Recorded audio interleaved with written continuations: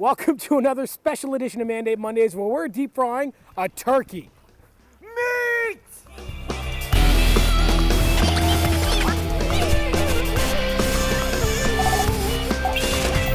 So before we get started, let's take a look at the equipment you're going to need to pull off the perfect deep fried turkey. First, a heat-resistant glove to help with putting the turkey in and taking the turkey out of the pot. Second, a couple of disposable pans are great to put the turkey into while you're seasoning and prepping and after when you take the turkey out. Next, you're going to need a big pot to actually cook the bird. I actually recommend this deep frying kit I bought on Amazon. The link is in the description below. It comes with the pot. It also comes with the thermometer to make sure that the oil is at the right cooking temperature of 350 degrees. And additionally, it comes with the stand to put the turkey on to lower it into the pot, and a convenient hook that you can use to lower and pull the turkey out when it's done cooking. You're also going to need an outdoor burner, which I also bought on Amazon, and it is linked in the description below. You'll need to pick up a propane tank as well. Now, one of the most important parts is getting the oil. You pick up between 4 to 5 gallons of cooking oil. In this episode, we're going to be using canola oil because of its high cooking flash point. We recommend picking up a meat thermometer as well to make sure the turkey is actually cooked to the 165 degrees it needs to be for it to be done. And finally, for safety reasons, we recommend you pick up a fire extinguisher. A grease fire will not be put out by water. It will just spread it around a lot more. You're going to need something like a fire extinguisher to put out any troubles you run into. And then finally, of course, a lighter to light the burner. Now, this is a small little Bic lighter. I recommend getting either the long grilling matches or getting one of the long lighters so you don't have to stick your finger so far into the burner when you're lighting it. Your most important part is your turkey. If you bought fresh, you're good to go ahead and season and start cooking it. But if you bought frozen, it needs to be completely thawed before you put it into the pot. Otherwise, the oil will react and overflow and could potentially cause a fire. And this is all the gear you're going to need to have a successful deep fried turkey. Now, a great way to get some extra flavor into that turkey is to season it with a good dry rub. We're going to do something simple. We take a cup of coarse sea salt and we'll mix in a 1/4 cup of fresh ground pepper and a 1/4 cup of dried minced garlic.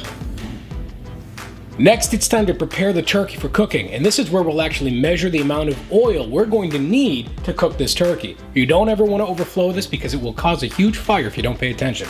So we're going to take the stand that comes with our deep frying kit.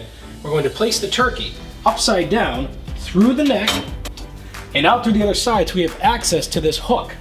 Now, like I said, this next part is very important. This is where we use water to measure the amount of oil that we're going to need. So take your pot and place your turkey in the pot. Now we're going to fill this with cold water. You want to make sure the entire turkey is submerged. All right. Now you'll see we have the turkey completely submerged in water, and this is how we're going to measure. The next step is to remove the turkey. Allowing the turkey to drain will let you get an accurate measurement of how much oil you'll need. Now that we have the turkey removed, we can get an accurate representation of how much oil we should put in the pot so it doesn't overflow when we put the turkey in. And it looks like we are just about here. Now that we're done measuring the turkey, it's a good time to pat it dry and get it seasoned. Now that you've patted your turkey dry, it's a good opportunity to add your seasoning. We put it into this Old Spice container to make it easier to put on. Oh yeah, there it goes. That's how you get this stuff on. Don't be afraid to get in there, it's just a turkey. And that's it, your turkey's seasoned. Put it back in the fridge if you're holding it overnight, or bring it out to your boiling oil, which we'll go over next. Now, when it's time to cook the turkey, you're going to need to find a safe place outdoors. You should never deep fry a turkey inside your home. You're going to want to find solid, level ground away from any structures in your yard. And you also do not want to be cooking this on a deck.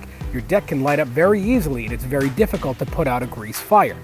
Or you can place it next to the hot tub your wife made you buy that you're sick of maintaining. Think smart. Next, it's time to add your cooking oil to the pot. Turn on the propane tank and open the gas valve.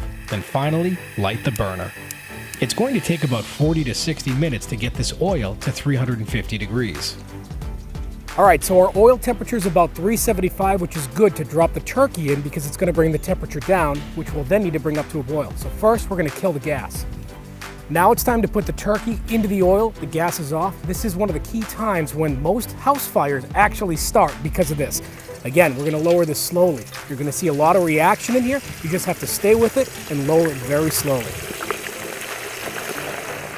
And because we pre-measured, we're confident we're not going to overflow the tank. Now we can relight the gas.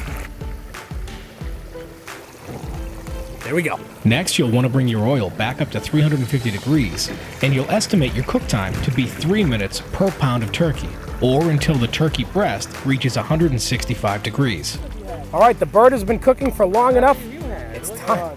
Can you guys stop arguing for 5 minutes while we just try and get this turkey out? Come on.